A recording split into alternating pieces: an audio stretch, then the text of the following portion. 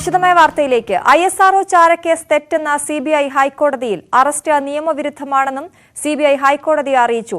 ISROയിലെ ശാസ്ത്രജ്ഞർക്കെതിരെ കള്ളക്കേസ് ചുമത്താനുള്ള ഗൂഢാലോചനയിൽ വിദേശ ശക്തികൾക്ക് പങ്കുണ്ടെന്നും CBI. സുവി വിശ്വനാഥൻ വിവരങ്ങളുമായി ചേരുന്നു. സുവി, ശാസ്ത്രജ്ഞർക്കെതിരെ കള്ളക്കേസ് ചുമത്തി ISRO ചാരക്കേസ് തെറ്റ് എന്നാണ് CBI ഹൈക്കോടതിയിൽ പറഞ്ഞിരിക്കുന്നത്. എന്തൊക്കെയാണ് വിശദാംശങ്ങൾ? അശ്വതി, 1994 ചാരക്കേസ് തെറ്റാണെന്നും നമ്പി നാരായണന്റെ അറസ്റ്റ് നിയമവിരുദ്ധമാണെന്നുമാണ് CBI കേരള ഹൈക്കോടതിയെ അറിയിച്ചിരിക്കുന്നത്. വ്യാജ ചാരക്കേസ് ദേശീയ സുരക്ഷയുമായി ബന്ധപ്പെട്ട ഗൌരവമേറിയ വിഷയമാണ്. ISROയിലെ പ്രമുഖ ശാസ്ത്രജ്ഞർക്കെതിരെ കള്ളക്കേസ് ചുമത്താനുള്ള ഗൂഢാലോചനയിൽ വിദേശ ശക്തികൾക്ക് പങ്കുണ്ടെന്നും CBI പറയുന്നുണ്ട്. അന്താരാഷ്ട്ര ഗൂഢാലോചന നടന്നതിന് തെളിവില്ല എന്നാണ് ഇതിനെതിരെ CB മാത്യൂസ് പറഞ്ഞിരിക്കുന്നത്. ഏതായാലും നമ്പിനാരായണൻ നൽകിയ ഹർജിയിലാണ് ഇന്ന് വാദം നടന്നത്. തനിക്കെതിരെ നടക്കുന്ന ഗൂഢാലോചന ഇന്ത്യയുടെ ബഹിരാകാശ പദ്ധതിക്ക് നിർണായകമായ ക്രയോജനിക് എഞ്ചിൻ സ്തംഭിപ്പിക്കാനാണ് എന്ന് നമ്പിനാരായണൻ ഹൈക്കോടതിയെ അറിയിച്ചിരുന്നു. ചാരക്കേസ് കെട്ടിച്ചമയ്ക്കാൻ അന്വേഷണ ഉദ്യോഗസ്ഥർ ഗൂഢാലോചന നടത്തിയെന്ന CBI കേസിൽ പ്രതികൾ നൽകിയ മുൻകൂർ ജാമ്യ ഹർജിയിലാണ് നമ്പിനാരായണന്റെ അഭിഭാഷകൻ ഇന്നലെ ഇക്കാര്യം അറിയിച്ചത്. ഈ കേസാണ് ഇന്ന് പരിഗണിച്ചത്. ഇതിൽ ഒന്നാം പ്രതി S. വിജയനാണ്, രണ്ടാം പ്രതി തമ്പി S. ദുർഗാദത്ത്, നാലാം പ്രതിയും മുൻ DGPയുമായ CB മാത്യൂസ്, ഏഴാം പ്രതി മുൻ IB ഡെപ്യൂട്ടി ഡയറക്ടറായ RB ശ്രീകുമാർ, 11ാം പ്രതി PS ജയപ്രകാശ് എന്നിവരാണ് മുൻകൂർ ജാമ്യ ഹർജികൾ നൽകിയിരിക്കുന്നത്. ISROയിൽ ശാസ്ത്രജ്ഞനായ നമ്പിനാരായണനെ ഉൾപ്പെടെയുള്ളവരെ ചാരക്കേസിൽ കൊടുക്കാൻ അന്വേഷണ ഉദ്യോഗസ്ഥർ ഗൂഢാലോചന നടത്തിയെന്ന ആരോപണത്തിൽ സുപ്രീം കോടതിയുടെ നിർദ്ദേശാനുസരണമാണ് CBI അന്വേഷണം നടത്തിയത്. പ്രതികൾക്ക് ഹൈക്കോടതി നേരത്തെ മുൻകൂർ ജാമ്യം അനുവദിച്ചിരുന്നതാണ്. ഇതിനെതിരെ CBI നൽകിയ ഹർജിയിലാണ് പ്രതികളുടെ മുൻകൂർ ജാമ്യം റദ്ദാക്കിയ സുപ്രീം കോടതി ഹർജികൾ വീണ്ടും ഹൈക്കോടതിക്ക് തിരിച്ചു നൽകുകയായിരുന്നു. അതിലാണ് ഇപ്പോൾ ഈ തരത്തിൽ, അതായത് അന്താരാഷ്ട്ര ഗൂഢാലോചന, അതായത് വിദേശ ശക്തികൾക്ക് ബന്ധമുണ്ട് എന്ന ഒരു ആരോപണവുമായി CBI രംഗത്ത് വന്നിരിക്കുന്നത്. ശരി, സുവി വിശ്വനാഥനാണ് വിശദവിവരങ്ങൾ നൽകിയത്.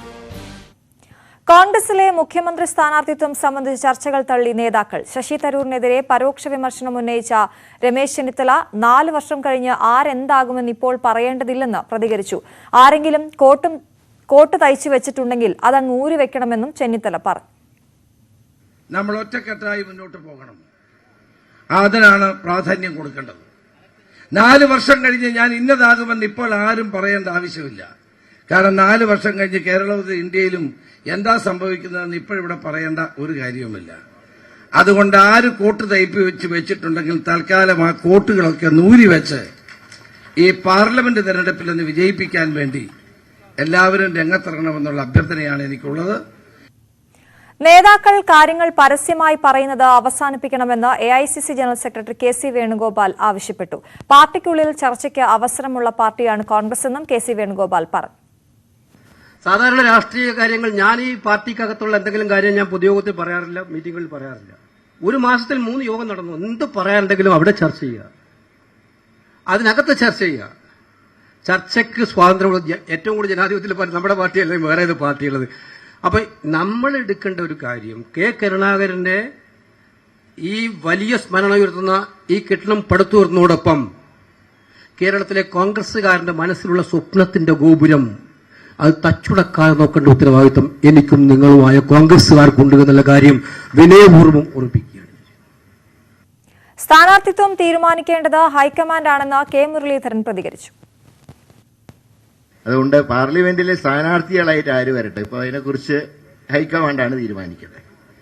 വരുന്ന സ്ഥാനാർത്ഥിയെ സാമ്പത്തികമായി ബുദ്ധിമുട്ടിക്കാതിരിക്കുക എന്നുള്ള ഒരു കർത്തവ്യം കൂടെ എല്ലാവരും ഏറ്റെടുക്കണം. കാരണം നമ്മുടെ കയ്യിലൊന്നുമില്ല. അതേസമയം മുഖ്യമന്ത്രി സ്ഥാനാർത്ഥിത്വവുമായി ബന്ധപ്പെട്ട പ്രസ്താവന വിവാദമാക്കേണ്ടതില്ലെന്ന് ശശി തരൂർ ആവർത്തിച്ചു. താൽപര്യമുണ്ടോ എന്ന ചോദ്യത്തിന് ഉണ്ട് എന്ന് പറയുക മാത്രമാണ് ചെയ്തത്. ഇക്കാര്യത്തിൽ തീരുമാനമെടുക്കേണ്ടത് പാർട്ടിയും ജനങ്ങളുമാണെന്നും തരൂർ പറഞ്ഞു. ഞാൻ എപ്പോഴും പറഞ്ഞിരിക്കുന്നത് 26-ലാണ് തെരഞ്ഞെടുപ്പ്. നമുക്ക് മുഖ്യമന്ത്രി നിലവിലുണ്ട്, അദ്ദേഹത്തിന് ഒരു വലിയ ഭൂരിപക്ഷമുണ്ട്.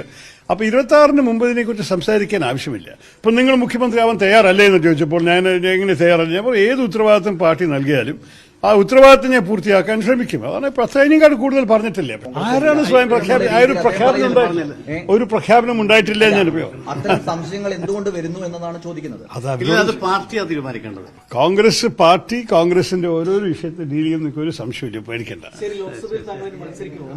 അതൊക്കെ തീരുമാനം എടുക്കുന്ന സമയം അതും പാർട്ടിയാണ് തീരുമാനിക്കുക. പാർട്ടിയും ജനങ്ങളുമാണ് ജനാധിപത്യത്തിലെല്ലാം തീരുമാനിക്കുക. പാർട്ടിയുടെയും ജനങ്ങളുടെയും തീരുമാനം പോലെ നടക്കാം. മലബാർ പര്യടനം തുടരുന്ന ശശി തരൂരിനെ സ്വാഗതം ചെയ്ത് സമസ്തയും KNM-ഉം കോൺഗ്രസിനെ ശക്തിപ്പെടുത്താനുള്ള പ്രവർത്തനമാണ് ശശി തരൂരിന്റേതെന്ന് സമസ്ത അധ്യക്ഷൻ ജിഫ്രി മുത്തുക്കോയ തങ്ങൾ പറഞ്ഞു. തരൂരിന്റെ വ്യക്തിത്വവും പ്രാപ്തിയും എല്ലാവർക്കും അറിയുന്ന കാര്യമാണെന്നും KNM അധ്യക്ഷൻ TP അബ്ദുള്ളക്കോയ മദനി ചൂണ്ടിക്കാട്ടി. ശശി തരൂരിന്റെ മലബാർ സന്ദർശനം തുടരുകയാണ്. സമസ്ത ആസ്ഥാനത്തെത്തിയ ശശി തരൂർ ജിഫ്രി മുത്തുക്കോയ തങ്ങളുമായി ചർച്ച നടത്തി. തരൂർ വിശ്വപൗരനാണെന്നും കോൺഗ്രസിനെ ശക്തിപ്പെടുത്താനുള്ള പ്രവർത്തനമാണ് അദ്ദേഹം നടത്തുന്നതെന്നും ജിഫ്രി മുത്തുക്കോയ തങ്ങൾ. ശശി തരൂരിനെ പോലുള്ളവർ ഒരു വിശ്വപൗരന്മാരാണോ? കോൺഗ്രസിനെ ശക്തിപ്പെടുത്താനുള്ള ഒരു ശക്തമായ പ്രകടനമാണ്, പര്യാടനമാണ് മൂപ്പർ നടത്തുന്നത്. KNM ആസ്ഥാനത്തെത്തിയ തരൂർ മുജാഹിദ് നേതാക്കളുമായും കൂടിക്കാഴ്ച നടത്തി. തരൂർ കഴിവും പ്രാപ്തിയുമുള്ള നേതാവാണെന്ന് TP അബ്ദുള്ളക്കോയ മദനി.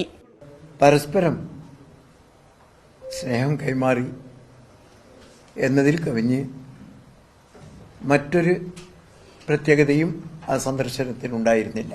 ചർച്ചയിലെ എല്ലാ കാര്യങ്ങളും പറയാനാകില്ലെന്ന് തരൂർ പ്രതികരിച്ചു.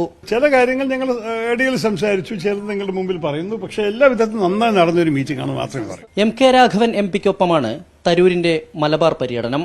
കോഴിക്കോട് DCC അധ്യക്ഷൻ അഡ്വക്കേറ്റ് പ്രവീൺ കുമാർ ഉൾപ്പെടെയുള്ള കോൺഗ്രസ് നേതാക്കൾ ശശി തരൂരിന്റെ പരിപാടികളിൽ നിന്ന് വിട്ടുനിൽക്കുകയാണ്.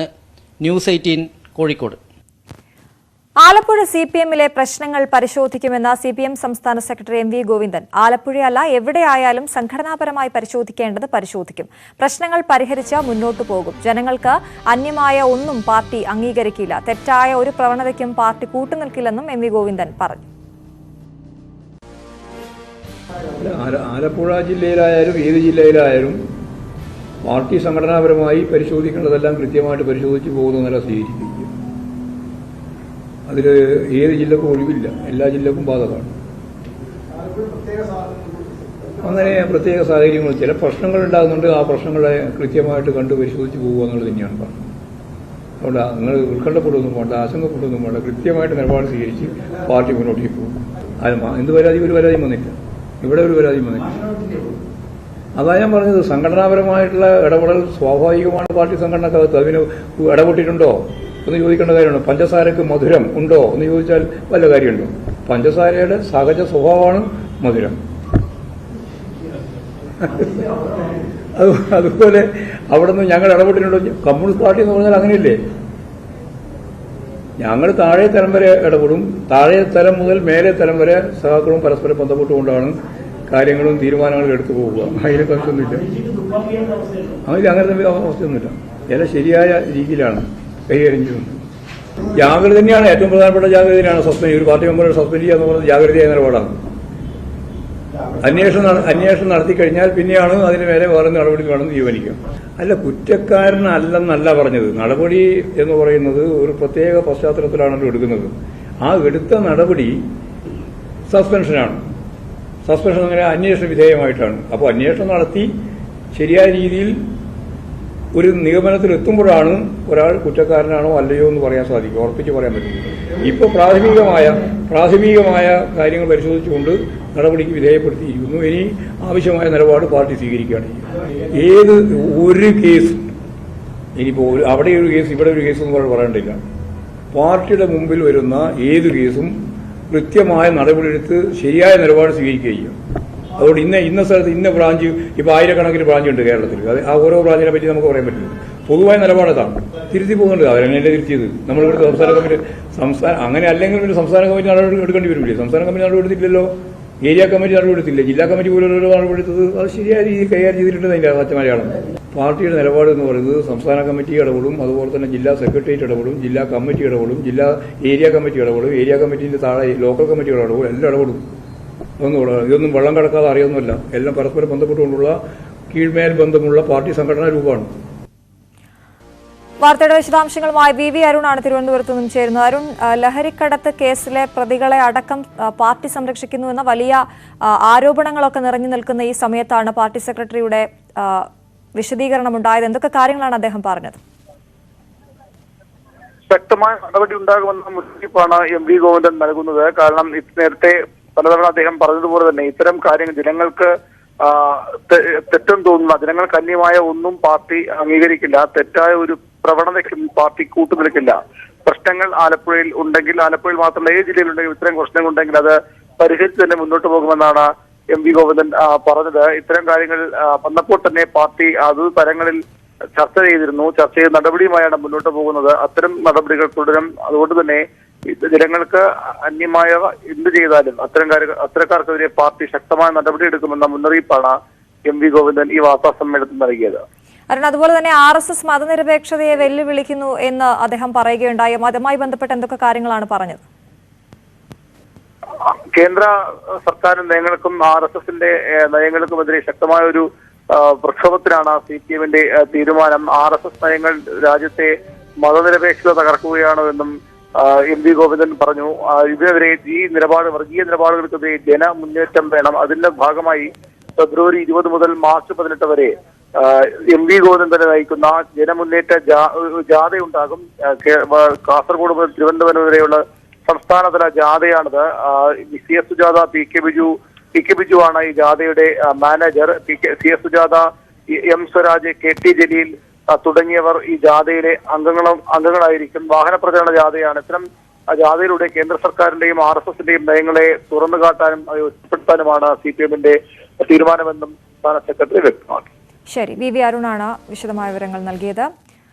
കലോത്സവ ഭക്ഷണവുമായി ബന്ധപ്പെട്ടുണ്ടായ വിവാദം തന്നെ അങ്ങേയറ്റം വേദനിപ്പിച്ചെന്ന് പഴയിടം മോഹനൻ നമ്പൂതിരി. തുടർന്നും കലോത്സവത്തിനായി വരാൻ ഭയമുണ്ട്. അതിനെ ചൊല്ലി ഏതെങ്കിലും അനിഷ്ടകാര്യങ്ങൾ ഉണ്ടായാൽ അതിന് തന്നെ ഉത്തരവാദിയായി മുദ്രകുത്തുമെന്ന് ഭയപ്പെടുന്നതായും പഴയിടം പറഞ്ഞു. ന്യൂസ് 18 കേരളം എഡിറ്റർ പ്രദീപ് പിള്ളയ്ക്ക് നൽകിയ അഭിമുഖത്തിലാണ് പഴയിടം ഇങ്ങനെ പറഞ്ഞത്.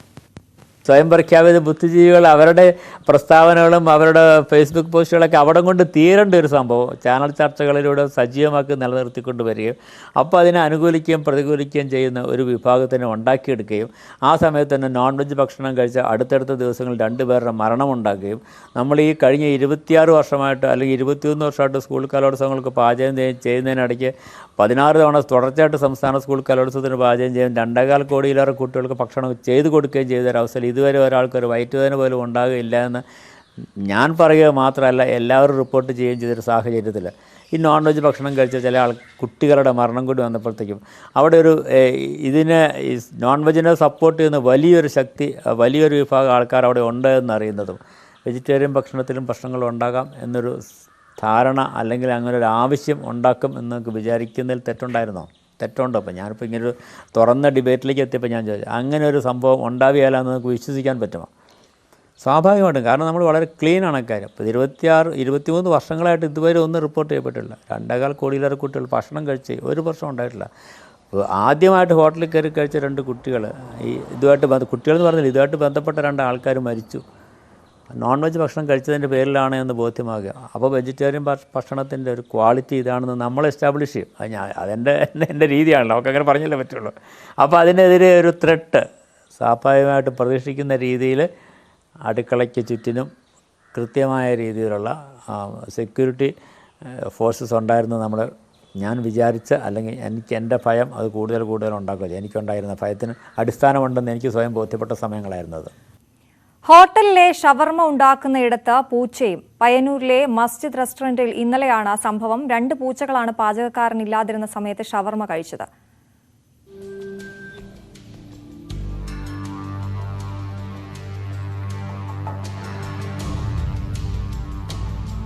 പൂച്ച കയറിയതിന് പിന്നാലെ ഷവർമ നശിപ്പിച്ചതായി ഹോട്ടലുടമകൾ വ്യക്തമാക്കി.